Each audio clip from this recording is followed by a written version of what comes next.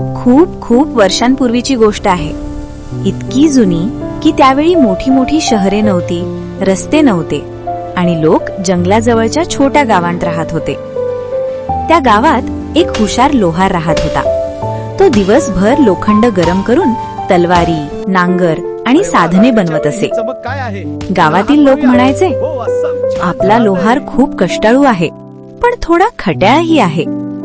एके दिवशी रात्री उशिरा लोहार आपल्या भट्टीजवळ काम करत होता. भट्टीतून लाल लाल ठिणग्या उडत होत्या. तेवढ्यात अचानक एक विचित्र पाहुणा त्याच्या दारात आला. तो होता सैतान. सैतान म्हणाला, लोहार, तू खूप मेहनत करतोस, मी तुला एक जादुई शक्ती देतो. लोहार थोडा विचारात पडला. कशी शक्ती? तो विचारतो.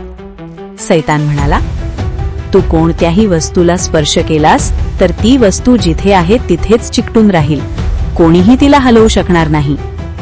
लोहार हसला. त्याला कल्पना आवडली. ठीक आहे, तो म्हणाला. काही दिवस गेले.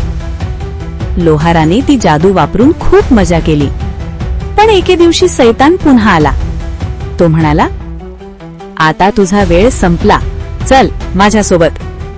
पण लोहार खूपच हुशार होता. तो म्हणाला, अरे आधी या खुर्चीवर बस ना, थोडा आराम कर. सैतान खुर्चीवर बसला आणि बसल्या बसल्या तो खुर्चीला चिकटून गेला. तो उठायचा प्रयत्न करू लागला, पण उठूच शकला नाही. लोहार मोठ्याने हसू लागला. तो म्हणाला, अरे सैताना, आता तुला कळला ना हुशारी किती मोठी असते. सैतान खूप विनवणी करू लागला.